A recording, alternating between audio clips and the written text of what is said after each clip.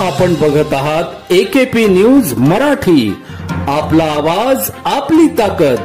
Subscribe करा, share करा, like करा. AKP news Marathi.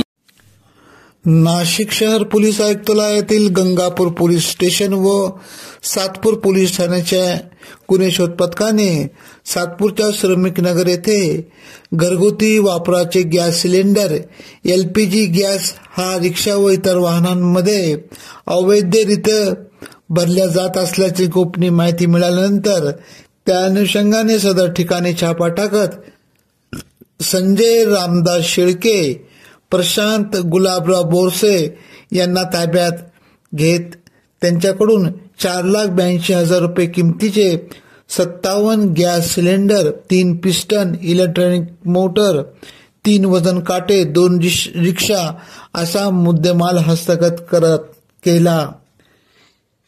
त्यातील आणखी एक जण अनिल शेजवळ हा मात्र अड्ड्यावर छापा पडल्याची माहिती मिळताच तो तिथून पसार झाला. पोलीस त्याचा शोध घेत आहे. सदरची कारवाई गंगापूर पोलीस ठाण्याचे वरिष्ठ पोलीस निरीक्षक सुनील जुंबडे, सातपूर पोलीस स्टेशनचे वरिष्ठ पोलीस निरीक्षक रणजित नलवाळे यांच्या मार्गदर्शनाखाली गंगापूर पोलीस ठाण्याचे गुन्हे शोध पथकाचे पोलीस उपनिरीक्षक मोतीलाल पाटील, पोलीस हवालदार रवींद्र मोहिते, पोलीस अंमलदार मच्छिंद्र वाकचौरे, रमेश गोसावी तसेच सातपूर पोलीस स्टेशनचे वरिष्ठ पोलीस निरीक्षक, सहाय्यक पोलीस निरीक्षक राजू पठाण, पोलीस हवालदार आहेर जाधव, सचिन आजबे आदींनी केली.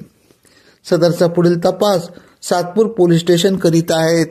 AKP न्यूज साठी ब्युरो चीफ अनवर खान पठाण, नाशिक.